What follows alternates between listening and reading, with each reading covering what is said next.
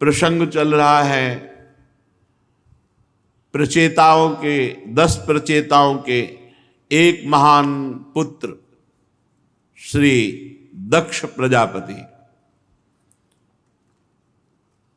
ये वही दक्ष प्रजापति हैं जिनका अपराध बन गया था भगवान शंकर से, जिसके कारण बकरे का शर लगाया गया था।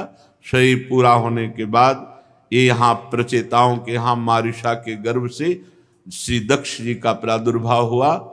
भगवान की आराधना की, भगवान को प्रसन्न किया। ब्रह्मा जी ने आदेश किया आप सृष्टि वृद्धि करो, तो 10,000 पुत्र प्रकट किए, जिनको नारद जी ने बैरागी बनाकर भगवान के मार्ग में सदा सदा के लिए भेज दिया। फिर 1,000, उन 1,000 को भी, तो दक्ष जी को बहुत क्रोध आया, बड़ा उल्टा सीधा नारद जी को कहा और आखिरकार शाप दे दिया कि तुम 2 घड़ी से ज्यादा कहीं टिक नहीं सकते हो, 48 मिनट कभी भी तुम एक जगह ठहर नहीं सकते, ये मैं शाप देता हूं। संत शिरोमणि देवर्षि नारद जी ने हाथ जोड़कर शाप स्वीकार किया। बस इसी का नाम साधुता है कि हम अपने प्रभु का कार्य करें, सत कार्य करें, किसी का मंगल नहीं। फिर भी हमें अगर कोई गाली देता है, कोई दंड देता है या उपहास करता है या शाप देता है, तो हम उसे स्वीकार करते हैं, क्योंकि मेरे प्रभु का ऐसा ही विधान है। ये मानकर हमने गलत नहीं किया। अगर हमें फिर कोई दंड देता है तो हम स्वीकार करते हैं कि मेरे प्रभु का विधान है। यही साधुता है। साधुता इसी का नाम है कि नारद जी में सामर्थ्य है शाप देने की, लेकिन शाप नहीं दिया। दक्ष प्रजापति का दिया हुआ शाप स्वीकार कर लिया। कोई अपराध नहीं किया था, सतमार्ग पुष्ट किया था, जो बहुत ही दुर्लभ है। जीव को संसार के मार्ग में सब फंसाने वाले मिल सकते हैं, लेकिन आवागमन से मुक्त करने वाला तो कोई भगवान का महाभागवत प्रेमी जन ही होता है। जो बड़ी दुर्लभ कृपा है वो नारद जी ने की। उसके परिणाम में उनको शाप मिला, लेकिन उनको गुस्सा नहीं आया, बदले में कोई शाप नहीं दिया, भगवान का मंगलमय विधान मानकर वहां से चले गए। दक्ष प्रजापति ने अपनी पत्नी असिकनी के गर्भ से 60 कन्याएं प्रकट की। वो दक्ष प्रजापति से बहुत प्रेम करती थी। दक्ष प्रजापति ने उनमें से 10 कन्याएं धर्म को ब्याही, 13 कन्याएं कश्यप ऋषि को, 27 कन्याएं चंद्रमा को, 2 भूतों को, 2 अंगिरा ऋषि को, 2 कृशाश्व को और शेष तारक्ष नामधारी कश्यप जी को ही ब्याह दी। परीक्षित, इन्हीं 60 कन्याओं से पूरा विश्व भरा पड़ा है। इन्हीं से सब विस्तार हुआ। इन्हीं की वंश परंपरा से तीनों लोक भरे पड़े हैं, दक्ष की 60 कन्याओं से। धर्म की जो 10 पत्नियां बनी, वो भानु, लंबा, कुकुभू, जामी, विश्वा, साध्या, मरुत्वती, वसु, मुहूर्ता, संकल्पा, ये धर्म की 10 पत्नियां। इनके पुत्रों के नाम सुनो। भानु का पुत्र देवऋषभ, उसका इंद्रसेन। लंबा का पुत्र हुआ विद्युत और उसके मेघगण। ककुब का पुत्र हुआ संकट, उसका कीकट। कीकट के पुत्र हुए पृथ्वी के संपूर्ण किले, दुर्ग, इनके अभिमानी देवता।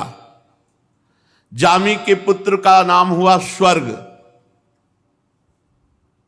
उसका पुत्र हुआ नंदी। ये सब भगवत स्वरूप विश्व देवता प्रकट हुए। साध्या से साध्य गण, उनसे अर्थ सिद्धि। मरुतवती के दो पुत्र हुए, मरुतवान और जयंत। ये जयंत नामधारी वामन भगवान ही है। इन्हीं को उपेंद्र कहा गया, इन्हीं को जयंत कहा गया। यही वामन भगवान है।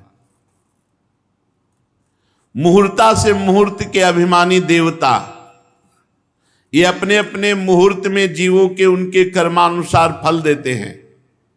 संकल्पा का पुत्र हुआ संकल्प। वसु के पुत्र हुए आठों वसु। ये महान सामर्थ्यशाली देवताओं से भी श्रेष्ठ हैं। आठों वसुओं के नाम हैं द्रोण, प्राण, ध्रुव, अर्क, अग्नि, दोष, वसु और विभावसु। द्रोण की पत्नी का नाम है अभिमति। उससे हर्ष, शोक, भय आदि के अभिमानी देवता उत्पन्न हुए। प्राण की पत्नी ऊर्जस्वती के गर्भ से सह, आयु और पुरोजो नाम के 3 पुत्र हुए। ध्रुव की पत्नी धरणी ने अनेक नगरों के अभिमानी देवताओं को उत्पन्न किया। अर्क की पत्नी वासना से तृष्णा उत्पन्न हुई। पूरी सृष्टि इसी से बंधी हुई है। अग्नि नामक वसु की पत्नी धारा के गर्भ से द्रविणक आदि बहुत से पुत्र उत्पन्न हुए। कृत्तिका के पुत्र के रूप में भगवान स्कंद जी प्रकट हुए, जिन्हें कार्तिकेय कहा गया है, जो अग्नि के मुख से प्रकट हुए। उनसे विशाख आदि का जन्म हुआ। दोष की पत्नी सर्वरी के गर्भ से शिशुमार का जन्म हुआ। वसु की पत्नी आंगिरसी से शिल्प कला के अधिपति भगवान विश्वकर्मा जी का प्रादुर्भाव हुआ। विश्वकर्मा के उनकी भार्याकृति के गर्भ से चाक्षुष मनु हुए और उनके पुत्र विश्वेदेव साध्यगण देवता हुए। विभावसु की पत्नी उषा से 3 पुत्र हुए, व्युष्ट, रोचिस, आतप। उनमें आतप के दिवस नामक पुत्र हुआ। दिन, ये जो दिन है ये आतप का पुत्र है। इसी में सब जीव अपने अपने कार्यों में संलग्न होते हैं। भूत की पत्नी दक्ष नंदिनी स्वरूपा ने करोड़ करोड़ भूत उत्पन्न किए। ये सृष्टि है। करोड़ करोड़ बलवान रुद्रगण उत्पन्न किए। रैवत, आज, भव, भीम, वाम, उग्र, वृषाकपि, अजैकपाद, अहिर, बुध्य, बहुरूप, महान, ये 11 मुख्य रुद्र। भूत की दूसरी पत्नी भूता से भयंकर विनायक, भूत, प्रेत, इनका जन्म हुआ। ये सब 11वें रुद्र महान के पार्षद बने। अंगिरा प्रजापति की प्रथम पत्नी स्वधा ने पितृगणों को उत्पन्न किया। दूसरी पत्नी सती ने अथर्वांगिरस नामक वेद को प्रकट किया। कृशास्त्र की पत्नी अर्ची से धूम्रकृष का जन्म हुआ। धिषणा से 4 पुत्र हुए, वेदशिरा, देवल, वयुन और मनु। कश्यप जी की 4 जो पत्नियां थीं, उनमें विनता, कद्रु, पतंगी, यामिनी। पतंगी से विश्व के समस्त पक्षियों का प्रादुर्भाव हुआ। यामिनी से शलभों और पतिंगों का जन्म हुआ और विनता से भगवान के वाहन गरुण जी और सूर्य भगवान के सारथी अरुण जी, इनका प्रादुर्भाव हुआ। अरुण जी और गरुण जी का। कद्रु से भयंकर नाग प्रकट हुए, शेष नाग, वासुकी नाग, जितने नाग ये सब कद्रु से। ये दक्ष पुत्री है। कृतिका आदि 27 नक्षत्राभिमानी देवियां ये चंद्रमा की पत्नियां हैं। रोहिणी जी से विशेष प्रेम करने के कारण चंद्रमा को दक्ष ने शाप दे दिया, जिससे उन्हें क्षय रोग हो गया, इसलिए उन्हें कोई संतान नहीं हुई। उन्होंने फिर दक्ष को प्रसन्न करके कृष्ण पक्ष की क्षीण कलाओं के शुक्ल पक्ष में पूर्ण होने का वर तो प्राप्त कर लिया, परंतु नक्षत्राभिमानिनी देवियों से उन्हें कोई संतान न हुई। कश्यप पत्नियों के मंगल में संतानें हुई, इनको लोक माता कहते हैं। इनसे सारी सृष्टि भरी हुई है। अदिति, दिति, दनु, काष्ठा, अरिष्टा, सुरसा, इला, मुनि, क्रोधवसा, ताम्रा, सुरभि, शर्मा, तिमि। तिमि के पुत्र ये जितने जलचर हैं वो सब तिमि से प्रकट हुए। शर्मा के जितने हिंसक पशु हैं, बाघ, भेड़िया, जितने, ये सब उनसे प्रकट हुए। सुरभि के जितने भी गाय, भैंस, दो खुर वाले पशु, वो सब सुरभि से प्रकट हुए। ताम्रा से बाज, गीद, शिकारी पक्षी प्रकट हुए। मुनि नाम की पत्नी से जितनी अप्सराएं हैं लोक लोकांतर में, वो सब प्रकट हुई। क्रोधवशा से भयंकर विषधारी सांप, बिच्छू और जितने विषैले जंतु हैं वो सब प्रकट हुए। इला से सब वृक्ष और लताएं प्रकट हुई। जितनी वनस्पतियां हैं, वृक्ष हैं, लताएं हैं, वो सब इला से प्रकट हुई। और सुरसा से सब राक्षस प्रकट हुए। सुरसा यातुधान। अरिष्टा से सब गंधर्वों का प्रादुर्भाव हुआ। काष्ठा से एक खुर वाले जैसे घोड़े आदि। दनु से 61 पुत्र हुए। उनमें प्रधान महान बलवान दैत्य द्विमूर्धा, संबर, अरिष्ट, हयग्रीव, विभावसु, अयोमुख, शंकुशिरा, स्वरभान, कपिल, अरुण, पुलोमा, बृहस्पर्वा, एक चक्र, अनुतापन, धूमकेश, विरूपाक्ष, विप्रचित्ति, दुर्जय, ये बड़े बड़े 61 दानों, दनु से दानों, दैत्य प्रकट हुए।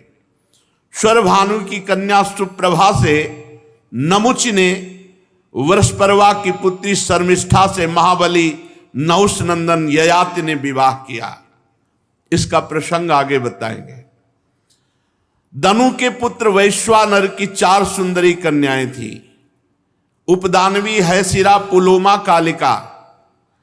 इनमें से उपदानवी के साथ हिरण्याक्ष का, हैसिरा के साथ क्रतु का विवाह हुआ। ब्रह्मा जी की आज्ञा से प्रजापति भगवान कश्यप ने वैश्वानर की शेष 2 पुत्रियां पुलोमा और कालका के साथ विवाह किया।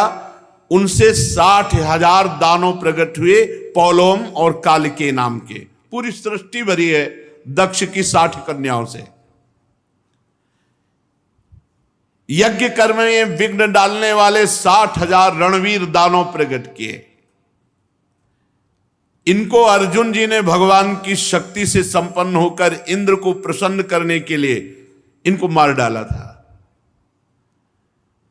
ये उस समय की बात है जब दिव्यास्त्र लेने के लिए अर्जुन स्वर्ग गए हुए थे। विप्रचित्ति पत्नी सिंहिका के गर्भ से 101 पुत्र हुए। उनमें सबसे बड़ा राहु, जिसकी गणना ग्रहों में की जाती है। शेष 100 पुत्रों का नाम केतु। राहु और केतु ये 101 पुत्र हैं विप्रचित्ति के। अदिति ये बहुत साध्वी, निरंतर भगवान के भजन में डूबी हुई, तो इन्हीं से भगवान ने वामन अवतार धारण किया। और इन्हीं अदिति के जितने देवता हैं सब इन्हीं से प्रकट हुए। विवस्वान भगवान सूर्य, अर्यमा, पूषा, त्वष्टा, सविता, भग, धाता, विधाता, वरुण, मित्र, इंद्र और त्रिविक्रम भगवान वामन, ये सब अदिति के पुत्र है। हर समय भगवान का चिंतन करती तो ये देवताओं की सृष्टि हुई। विवस्वान की पत्नी महाभागवती संज्ञा के गर्भ से श्राद्ध देवों का प्रादुर्भाव हुआ। मनु एवं यम यमी का जोड़ा पैदा हुआ। संज्ञा ने जो घोड़ी के रूप में थी, भगवान सूर्य के द्वारा भूलोक में अश्वनी कुमारों को जन्म दिया। ये देवताओं के वैद्य हैं। विवस्वान की दूसरी पत्नी छाया, उनसे महाबली शनिश्चर का प्रादुर्भाव हुआ। शनि सावरणी मनु नाम के दो पुत्र, तप्ती नाम की कन्या। तप्ती ने संवरण को पति रूप में प्राप्त किया। अरिमा की पत्नी मातृका थी, उनके गर्भ से चर्षणी नामक पुत्र हुए। मनुष्य जाति में जो 4 वर्णों की स्थापना की गई है, ये यहीं से हुई है। अरिमा की पत्नी मातृका, उनके गर्भ से चर्षणी, और उसी चर्षणी से ये 4 वर्ण की भगवान ने ये जाति पक्ष की वहीं से रचना हुई है। पूषा के कोई संतान नहीं थी। प्राचीन काल में जब भगवान शिव जी दक्ष पर क्रोधित हुए थे तो पूषा दांत दिखाकर हंसने लगे थे, तो वीरभद्र ने एक घूंसे में इनके दांत तोड़ दिए थे। तब से पूषा को पिसा हुआ अन्न ही भोग में हलवा आदि दिया जाता है। दैत्यों की छोटी बहन त्वष्टा की पत्नी बनी, जिनका नाम रचना था। रचना के गर्भ से 2 पुत्र हुए, सन्निवेश और पराक्रमी विश्वरूप। विश्वरूप यद्यपि बहुत प्रभावशाली थे, देवगुरु बृहस्पति जी ने इंद्र से अपमानित होकर देवताओं का जब परित्याग कर दिया तो देवताओं ने विश्वरूप को अपना गुरु बनाया, पुरोहित बनाया। राजा परीक्षित जी ने कहा कि भगवान, देवगुरु बृहस्पति का अपमान देवराज इंद्र, ये देवता लोग ऐसा कैसे कर सकते हैं? भला गुरुदेव का अपमान कौन करता है? गुरुदेव का अपराध कौन करता है? और गुरुदेव का अपराध करके सुरक्षित कौन बच सकता है? आप कृपा करके मुझे बतलाइए। श्री सुखदेव जी ने कहा, राजन, इस माया का ऐसा प्रभाव है कि जब ये किसी को प्राप्त होती तो घमंड आ जाता है, और घमंड आ जाता है तो फिर घमंड में नहीं दिखाई देता कि हम बर्ताव कैसा कर रहे हैं। एक बार भगवान शंकर भगवान श्री हरि के प्रेम में तांडव कर रहे थे कैलाश में, तो बाणासुर इस सेवा में था, तो ताली, तांडव के साथ ताली ऐसे बहुत प्रसन्न है, और कहा जाओ तुम्हारे सहस्त्र भुजाएं हो जाएं, तो 1000 भुजाएं हो गई। अब इतना बलवान हो, 1000 भुजाएं, पर्वत में मारता चकनाचूर हो जाता, कोई लड़े ही ना, उसके सामने टिके ही ना, घमंड आ गया। भगवान शंकर के पास गए, बोले जगत गुरु आओ हमसे युद्ध करो। भगवान शंकर ने हंस दिया, अरे अभिमानी, कहीं गुरु से ऐसा कहा जाता? जाओ हमारे समान बलवान से तुम्हारा युद्ध होगा और तुम्हारी भुजाओं की खुजली जड़ से मिट जाएगी। तो भगवान श्री कृष्णचंद्र जी ने सुदर्शन से काटी भुजाएं। ऐसे ही जब इंद्र त्रिलोकी का ऐश्वर्य पाए तो बड़े घमंड में आ गए। ये को नरस जन्मा जगमाही, प्रभुता पाहि जाहि मद नाही। ये अहंकार बहुत बड़ा विचित्र होता है। जहां कोई पद मिला, कोई प्रभुता मिली, बहुत विचित्र होता है। इस घमंड के कारण उनको साधारण सदाचार का भी ज्ञान नहीं रहा। एक दिन की बात है कि अपनी पत्नी सची के साथ सिंहासन में बैठे हुए थे देवराज इंद्र, और नाच गाना हो रहा था। अप्सराएं नृत्य कर रही थी, गंधर्व गान कर रहे थे, बड़े बड़े लोकपाल, वायु देवता, अग्नि देवता, ये सब नीचे बैठे हुए थे। 49 मरुदगण, 8 वसु, 11 रुद्र, आदित्य, ऋभुगण, विश्वे देव, साध्यगण, अश्वनी कुमार, सब हाथ जोड़े। सिद्ध, चारण, गंधर्व, ब्रह्मवादी, मुनिगण, विद्याधर, अप्सराएं, किन्नर, पक्षी, नाग, सब हाथ जोड़े स्तुति। देवराज इंद्र की कीर्ति का गान हो रहा है, अप्सराएं नृत्य कर रही। देवराज इंद्र के ऊपर चंद्रमंडल के समान श्वेत छत्र, चंवर पंखे। अब महाराज देवराज इंद्र आराम से सची के साथ बैठे, इतने में गुरुदेव आए। और ये शास्त्र मर्यादा है कि जो ही सभा में गुरुदेव पधारे तत्काल सबको आसन छोड़कर खड़े हो जाना चाहिए। बृहस्पति जी ने देखा देवराज इंद्र में कोई हलचल नहीं, सिंहासन पर वैसे बैठे, मुस्कुरा दिए, परम ज्ञानी हैं। अरे इसको तो अभिमान हो गया।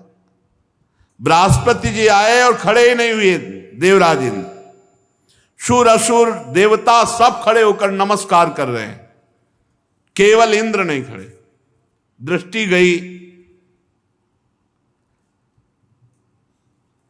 गुरुदेव का अपमान, असत्कार, यहां तक कि हाथ भी नहीं जोड़ा, हिले डुले भी नहीं, वैसे ही बैठे रहे। त्रिकालदर्शी सर्व समर्थ बृहस्पति जी ने देखा कि घमंड, ऐश्वर्य का घमंड, बस तत्काल वहां से सर नीचा किया, वापस सभा से हो गए। ये बहुत बड़ी हानि हो गई। गुरुदेव का अपमान, सर्वनाश। जब बृहस्पति जी चले गए तब देवराज इंद्र को होश आया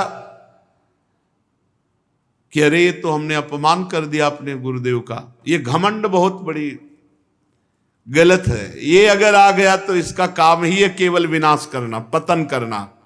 अहंकार आ जाए, घमंड आ जाए तो निश्चित पतन हो जाएगा, निश्चित। वो समझ गए कि गुरुदेव की अवहेलना की अब कोई भारी न भारी विपत्ति आ जाएगी, भारी न भारी संकट आ जाएगा। अब वो तो चिल्लाने लगे, सभा में निंदा करने लगे, मैं कितना घमंडी, हाय हाय ये क्या हो गया, मैंने अपने गुरुदेव का अपराध कर दिया, मैं बड़ा मूर्ख हूं, मैं ऐश्वर्य के घमंड में, त्रिभुवनपति के घमंड में अपने परम पूज्य गुरुदेव की अवहेलना कर दी, गुरुदेव का तिरस्कार कर दिया, मैं बड़ा निंदनीय हूं। अपने आप चिल्लाने लगे। भला कौन विवेकी पुरुष होगा कि जो स्वर्ग की राज्य लक्ष्मी पाना चाहेगा। इस राज्य लक्ष्मी ने कैसा अपराध करा दिया, मेरे गुरुदेव का अपमान करा दिया।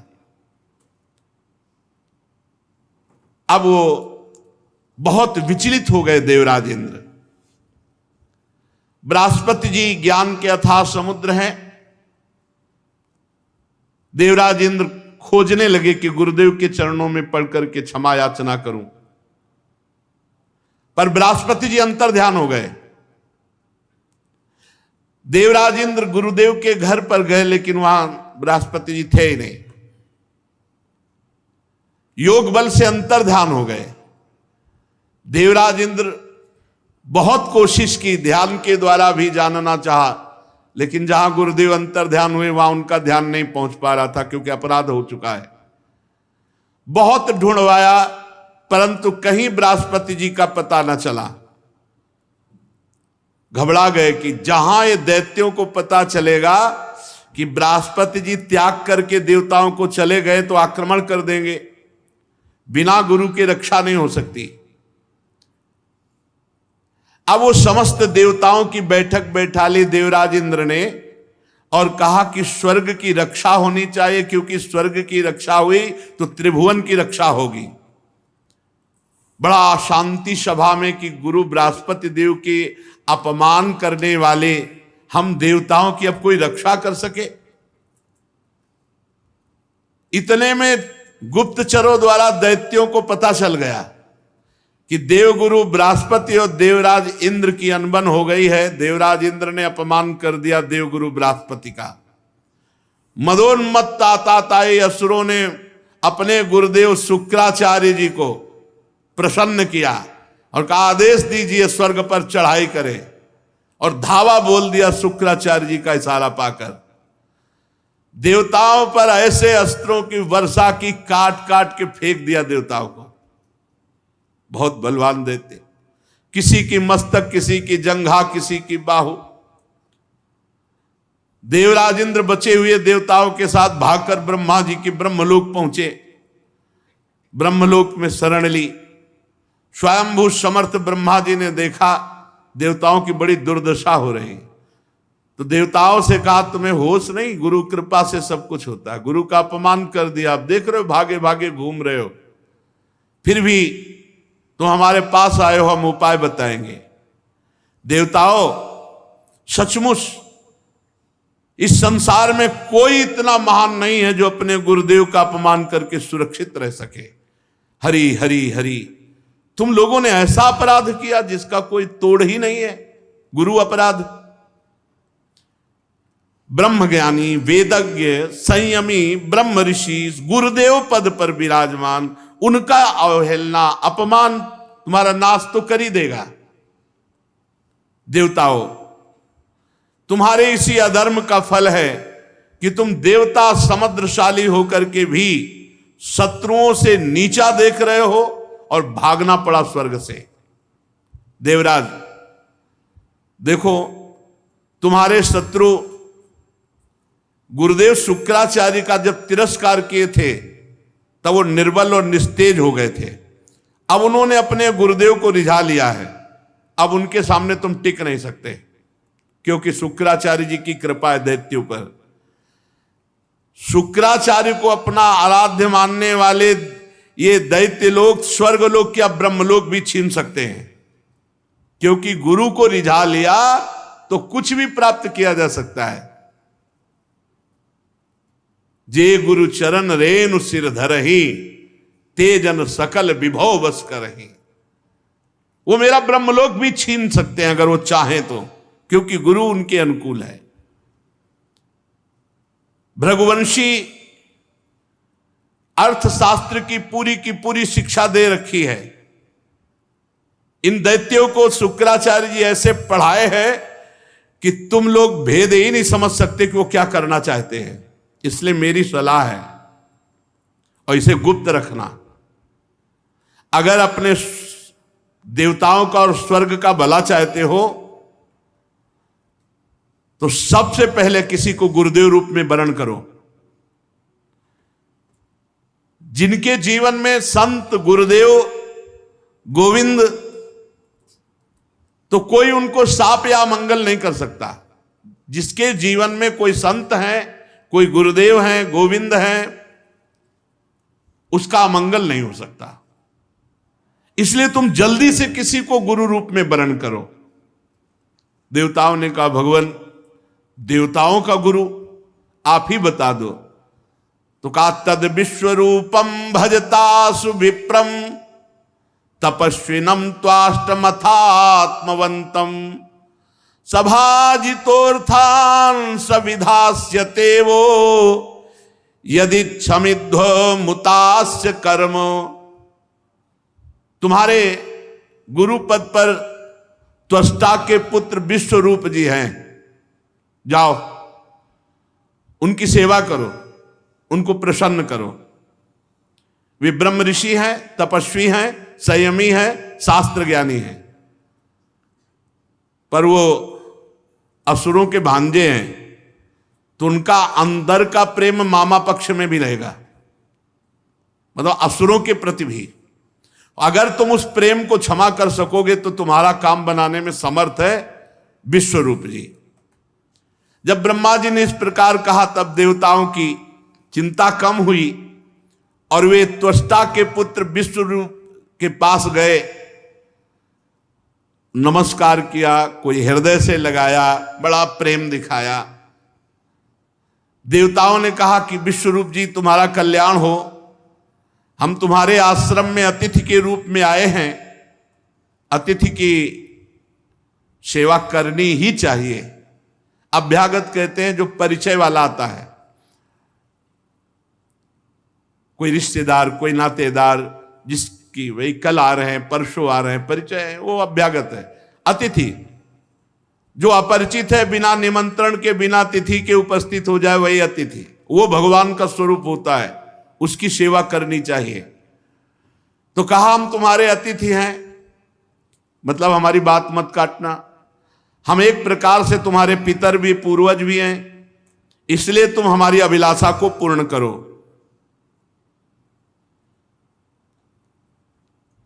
देखो, आचार्य और वेद, पिता ब्रह्मा, पृथ्वी और इंद्र, ये सब परम पूजनीय हैं, इनकी ज्यादा अवहेलना नहीं करनी चाहिए। हमारी बात सुनो, हम तुम्हारे पितर हैं, शत्रुओं ने हमें पराजित कर लिया है, और शत्रु जिनको कह रहे हैं इनके मामा हैं विश्वरूप के।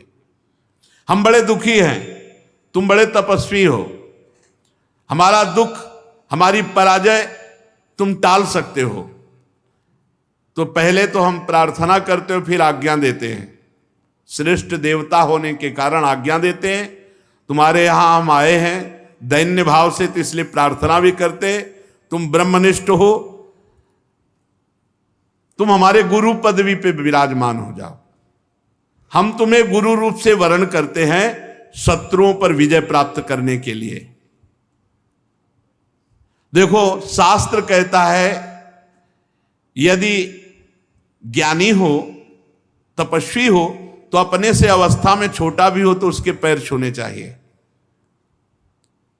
उसके चरण छूना निंदनीय नहीं है, क्योंकि वो बंदनीय पुरुष है, आप बंदनीय हो।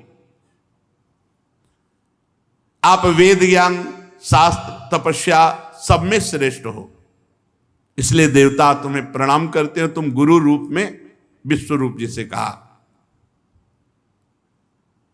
विश्वरूप जी ने कहा, ना ना, ये कुल गुरु का काम हम नहीं करते, हम तो ब्रह्म ऋषि तपस्या परायण रहते हैं, ये हम नहीं करेंगे। विगर हितम धर्मशीलैर ब्रह्मवर्च उपव्ययम, पर ठीक अनुष्ठान करके और मंत्र के द्वारा उसके बड़े नियम तो बच जाए, नहीं तो प्रायः फिर पापों से लिप्त ही हो जाता है। धर्मशील महात्माओं ने इसकी निंदा की है, मैं इसे नहीं करूंगा। पहले शब्द में विश्वरूप जी ने मना कर दिया। पर आप अतिथि रूप से आए हैं और आप कह रहे हैं मैं पितर रूप से आज्ञा करता हूं। देवराज इंद्र और लोकेश्वर देवताओं, तुम प्रार्थना भी कर रहे हो और आज्ञा भी कर रहे हो।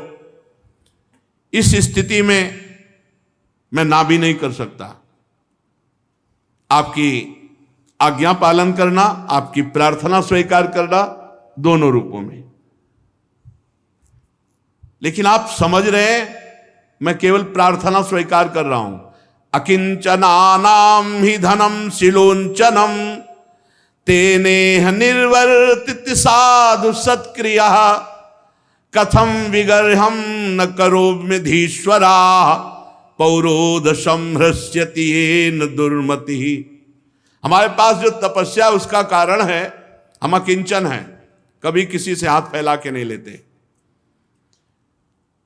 खेती कट जाने पर, अनाज की हाट उठ जाने पर जो दाने होते हैं उनको चुन करके हम अपना देव कार्य संपन्न करते हैं। इसीलिए हम तपस्या के धनी, हमको किसी से कोई लेने देने की तात्पर्य नहीं। फिर भी आप हमारे यहां आए हो तो मैं आपको खाली भी नहीं जाने दूंगा। मैं वचन देता हूं कि मैं तन मन प्राणों को अर्पित करके तुम्हारे कार्य को पूर्ण करूंगा। विश्वरूप जी बड़े ही तपस्वी थे, अकिंचन वृत्ति से तपस्या करते थे। उसकी बहुत तपस्या बढ़ती है जो किसी से दान पुण्य नहीं लेता और कष्ट पूर्वक जीवन व्यतीत करते हुए भजन करता है, तप करता है।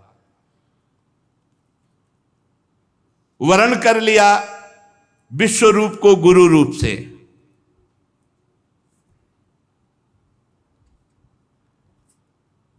शुक्राचार्य जी ने अपने नीति बल से असुरों को बहुत परिपक्व और सुरक्षित कर दिया था।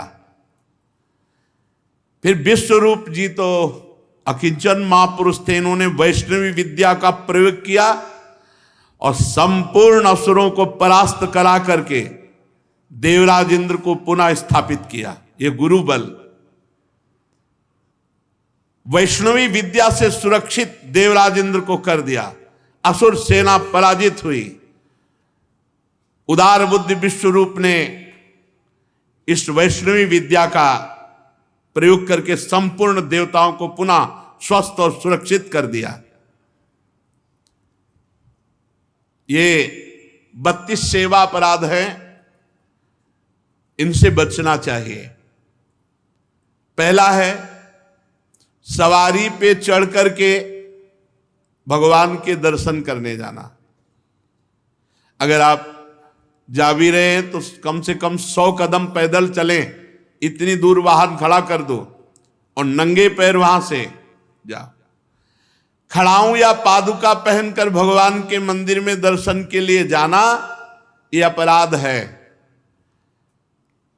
हमें तो यही प्रार्थना करनी है कि सीढ़ियों के नीचे तो उतार दो जूता चप्पल। कुछ लोग तो ऐसे हैं कि टोके ना तो जूता चप्पल पहन के ही दर्शन कर ले। इतने सुकुमार तत्व हैं। कई ऐसे भगवान के मंदिर में सवारी में चढ़ करके जाना या खड़ाऊं पादुका पहन करके जाना, ये निषेध है, ये अपराध है। दूसरा, रथ यात्रा, जन्माष्टमी, राधाष्टमी, रामनवमी अगर आप नहीं कर सकते, आप में सामर्थ्य नहीं, तो जहां उत्सव हो रहा हो वहां सम्मिलित हो जाना चाहिए। ये भागवतिक महान उत्सव हैं भगवान के प्रादुर्भाव के, उनमें सम्मिलित हो जाना चाहिए। अगर ऐसा नहीं तो ये भी अपराध के अंतर्गत आता है। तीसरा, भगवान के श्री विग्रह के दर्शन हुए पर आपने प्रणाम नहीं किया। जैसे ऐसे जहां हो इतना जरूर करो, चाहे जिस भगवान के हो, इसमें अनन्यता नहीं है। जैसे परिक्रमा लगाते थे, हनुमान जी की आरती हो रही, जय राधा वल्लभ लाल की, 1 मिनट रुके, उनकी आरती हो रही, महाभागवत हैं, सब संतों को प्रणाम करते हो, हनुमान जी को प्रणाम नहीं करोगे? हनुमान जी महाभागवत, उनको प्रणाम करने में तुम्हारी निष्ठा बदल जाएगी क्या? जय राधा वल्लभ लाल की आरती हो रही, उसी में दर्शन मेरे प्रभु इस रूप में विराजमान। जो भी देवालय, जो भी मंदिर अगर हमारी दृष्टि में गए तो ऐसे प्रणाम, उनसे बढ़कर थोड़ी हो। सब में हमारे ही प्रभु, सर्वान वस्तुतया निरीक्ष परम स्वाराध्य बुद्धिर्मम। प्रभु के श्री मूर्ति के दर्शन करके प्रणाम न करना या जूठे मुंह अपवित्र अवस्था में प्रभु के दर्शन करने जाना। पवित्रता अगर नहीं रहेगी ना तो बुद्धि भ्रष्ट होती रहेगी, पक्का समझ लो। पवित्रता की बहुत जरूरत है। आजकल प्राय पवित्रता का ज्ञान नहीं रखते हैं। अशुचि अवस्था में दर्शन करना। अगला, एक हाथ से प्रणाम करना भगवान को। जैसे श्री विग्रह भगवान का है तो एक हाथ से ऐसे नहीं प्रणाम किया जाता। संत को, गुरुदेव को, भगवान को ऐसे। एक आए थे एकांतिक में, तो हम कहा भैया इसका मतलब क्या है? तो हम कहा ये तो नेता मित्र दोस्त ऐसी जगह होता है। कहा भगवान और संतों गुरुजनों के सामने तो ऐसे, हमको तो ऐसे ऐसे ठीक है। ये राजकीय विभाग में चलता है, भगवत विभाग में ऐसे चलता है। कर जोड़ करके भगवान को, गुरुदेव को, संतों को ऐसे हाथ जोड़कर, एक हाथ से भगवान को ऐसे नहीं किया जाता, प्रभु को ऐसे नहीं किया जाता। प्रभु के श्री विग्रह के सामने एक हाथ से प्रणाम करना या गुरु जी को, इतने सत्संग नहीं ना, तो प्राय आजकल के बच्चे प्रियता में दाहिने हाथ में मोबाइल होता है और बाएं हाथ से ऐसे करते हैं। रोज हमें होता है, हमें रोज होता है। और बाएं हाथ से जानते हो किसको किया जाता है? शत्रु को। जब किसी राजा के यहाँ संधि कराने या गुप्तचर या दूत ऐसे, तो अब उस राजा को तो करना ही पड़ेगा, तो बाएं हाथ से करता था। तो वो समझ जाते थे शत्रु पक्ष का है। और वो वीर इतना कि गर्दन उतरा सकता है लेकिन दाहिने हाथ से सलूट नहीं कर सकता, क्योंकि शत्रु पक्ष का है तो बाएं हाथ से ही करेगा। एक हाथ से प्रणाम करना या बाएं हाथ से प्रणाम कर। अब सत्संग नहीं तो बेचारे नहीं जानते हैं। राधा राधा नहीं बोलेंगे, राधा राधा बोलो, तुम्हारी वाणी पवित्र, तुम्हारा जीवन पवित्र। हमें बहुत सुख मिलता है जब कोई रास्ते में जैसे राधा राधा तो हम खड़े हो जाते हैं, राधा राधा राधा, आपका भी मंगल, हमारे कानों का भी मंगल, और हमारा हृदय गर्व में भरता है, मेरी महारानी जी का नाम लिया जा रहा है। परिक्रमा करते समय प्रभु के श्री विग्रह के सामने आकर के ना रुक करके प्रणाम करना और ऐसे घूमते रहना, यह भी अपराध है।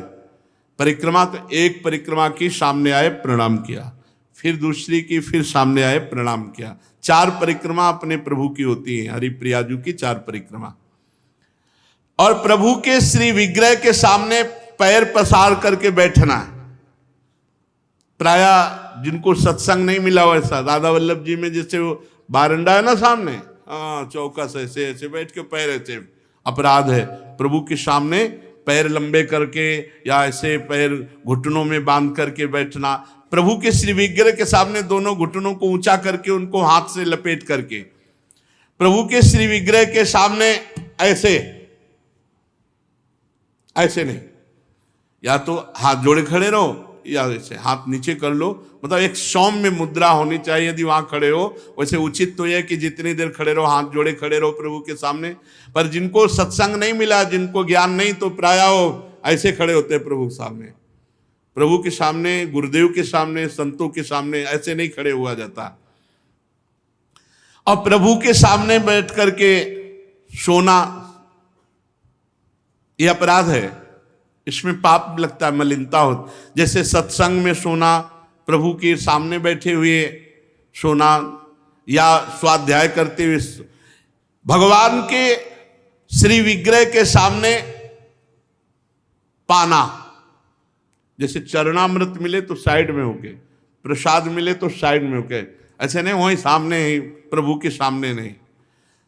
भगवान के श्री विग्रह के सामने झूठ बोलना, बात ही मत करो, मंदिर में बात मत करो, गलती हो जाएगी। कुछ भी अगर जरा भी झूठ निकला तो वज्र की लीक हो जाएगा, भोगना पड़ेगा। मौन रहो। जब कोई कहे हमें बात करनी, गेट के बाहर मिलो मंदिर के। अगर थोड़ी चूक खुबी हो जाएगी तो फिर दर्शन कर लेंगे आके, और इन्हीं के सामने झूठ बोल गए तो फिर क्या होगा। श्री भगवान के सामने जोर से बुलाना किसी को बिल्कुल नहीं। अगर वहां है तो बहुत सावधानी से बात की जाती, धीरे से बात की जाती, वो भी प्रभु संबंधी बात की जाती है। भगवान के श्री विग्रह के सामने आपस में कुशल मंगल पूछ रहा, और कैसे हो, प्रभु सामने वहां पूछ रहे और कैसे हो, अपराध बन रहा है। उनसे पूछो कैसे हो, उनसे बात करो, प्रभु से, प्रभु के पास आए, सही पूछो। बिल्कुल नहीं, सीधे गए, बस आंख में आंख मिलाई, जितनी देर टिके बस आंख बंद की, फिर आंख में आंख मिलाई, नख सिख लो अंग माधुरी, उसका पान करो, चुपचाप बाहर निकल जाओ। दर्शन की एक पद्धति है, एक टाक एकदम देख रहे हैं, लेकिन देखना बाहरी लोग दर्शन नहीं करते, नहीं इधर उधर, वहां प्रभु में नहीं टिकेंगे, नेत्र प्रभु में नहीं टिकेंगे, वो इधर उधर दौड़ भाग करके निकल जाएंगे। आपस में कुशल मंगल बातचीत ये सब नहीं।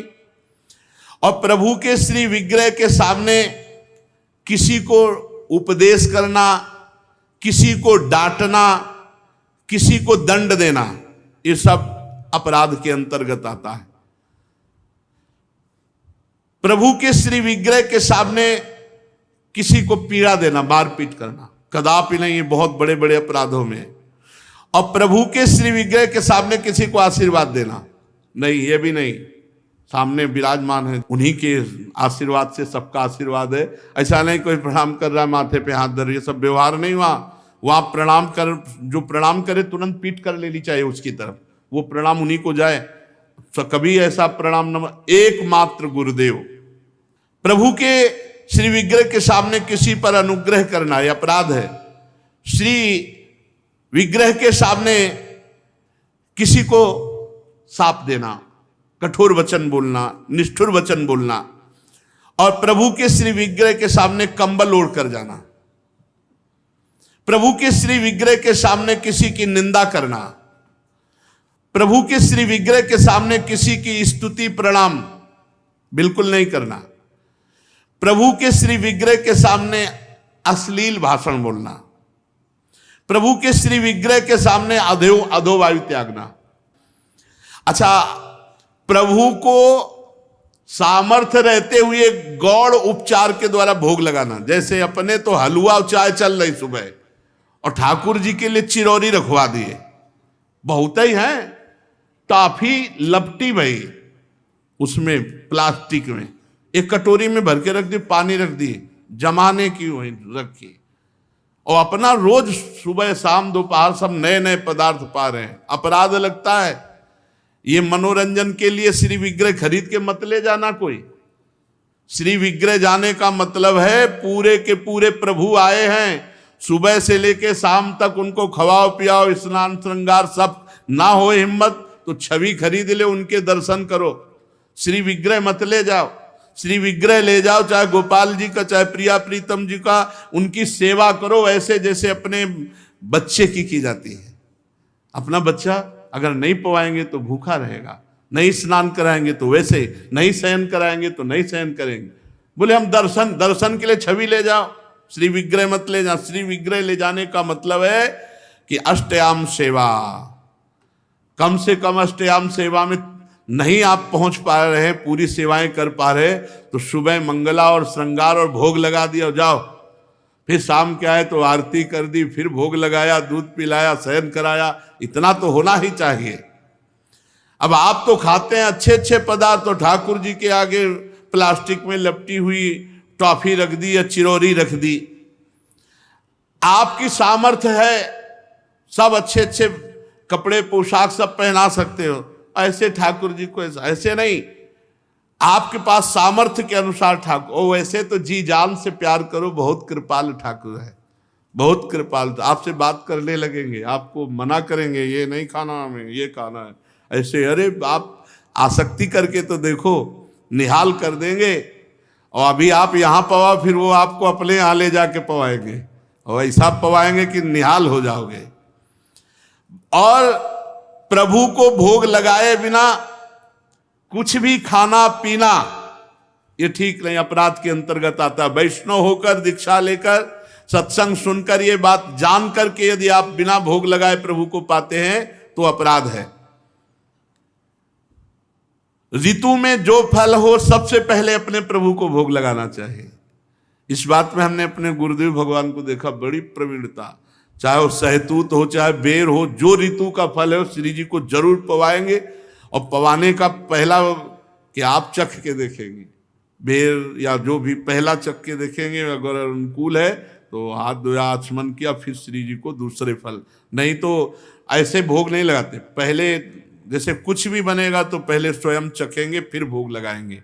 और ये बाहर नहीं चलेगा, बाहर तो कहते जूठा कर दिया प्रभु को क्या पवाओगे, लेकिन अपने यहाँ अपने भाव हैं, भावोत्सवेन भजताम रस काम धेनुम। और किसी फल आदि का अच्छा भाग अपने लिए रख दिया, और जो स्वाद रहित है वो प्रभु के लिए भोग लगाने के लिए, ऐसा ना करें। और प्रभु के श्री विग्रह के सामने पीठ देकर खड़े होना या पीठ देकर बैठना, जैसे पीछे प्रभु ऐसे बैठना नहीं, इससे अपराध लगता है। गुरुदेव की अभ्यर्थना ना करना, गुरुदेव से कुशल प्रश्न ना करना, गुरुदेव की स्तुति ना करना, ये अपराध है। अपने मुख से अपनी प्रशंसा करना ये अपराध है। किसी भी देवता की निंदा करना ये अपराध है। इन 32 अपराधों से देवर्षि नारद जी हमारी रक्षा करें, और भगवान कच्छप सब प्रकार के नरकों से हमारी रक्षा करें। शेष चर्चा आगे। श्री राधा वल्लभ लाल की।